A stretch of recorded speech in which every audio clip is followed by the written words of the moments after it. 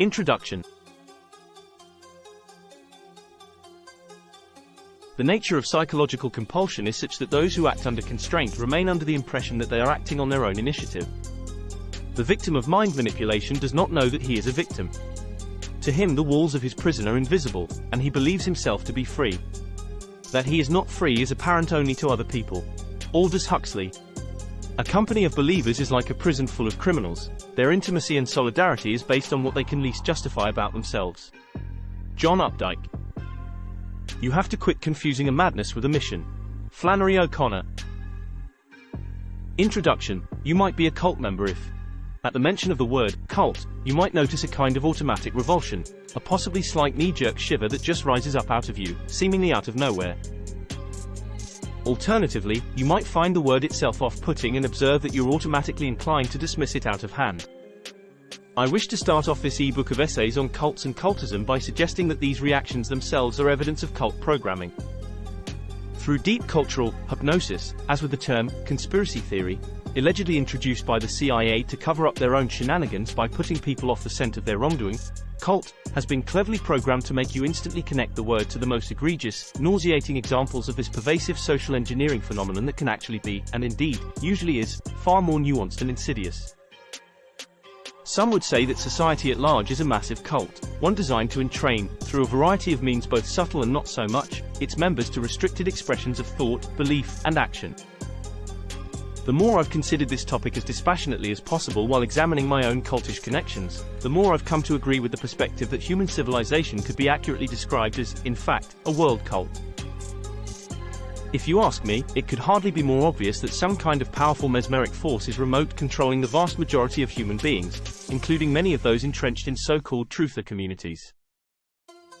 But even if we take a less wholesale approach to the subject, it's clear society is, at the very least, largely made up of innumerable cults. Religious ones, social ones, gendered ones, political ones, exopolitical ones, financial ones, ideological ones, cults of personality.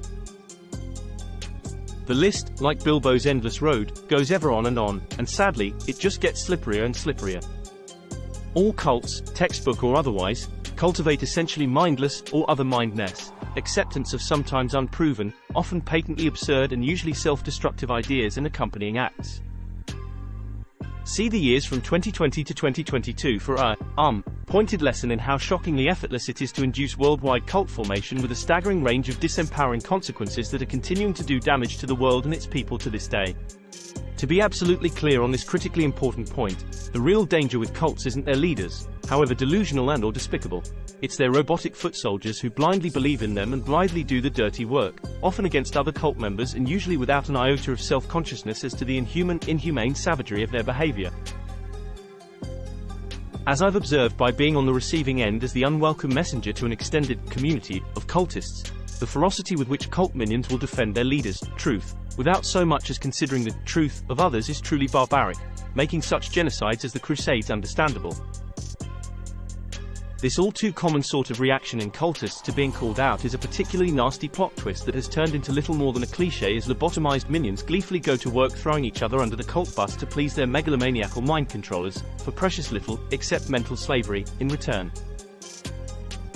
To which I respond by quoting Khalil Gibran, who perfectly characterizes the zombified state of so many hypnotized cultists who seem straight out of The Walking Dead. Life without liberty is like a body without spirit. In addition to these few words, I offer the selection of darkly humorous original memes sprinkled throughout this text as possible points of departure for your own exploration of your personal relationship to cults and cultishness in what strikes me as the Golden Age. I myself have been tricked into ignoring my own eyes and ears in favor of what I wanted to see and hear in what was, in retrospect, undeniably a community with an overwhelmingly cultish vibe. And believe me when I say I paid the price for my own denial of what was right in front of me the whole time. Bizarrely, we benighted humans tend to learn as we burn. I flatter myself that my coming out of the cult closet, as it were, has been of value at least to some. A number of people with their own cautionary tales of this and other cults have come forward privately with gratitude and further insight, and I wish to thank them in return for their bravery in sharing the wisdom of their painful experiences. Below are a few questions well worth asking yourself if you're truly seeking to be sovereign in mind, body, and spirit. Otherwise, best of luck to you in the clown show. Question number 1. How deep does your individual hypnosis run? Question number 2. Where, how and to whom have you given away your power? Question number 3. Are you genuinely trying to break free, or merely waiting around for someone else to break you out?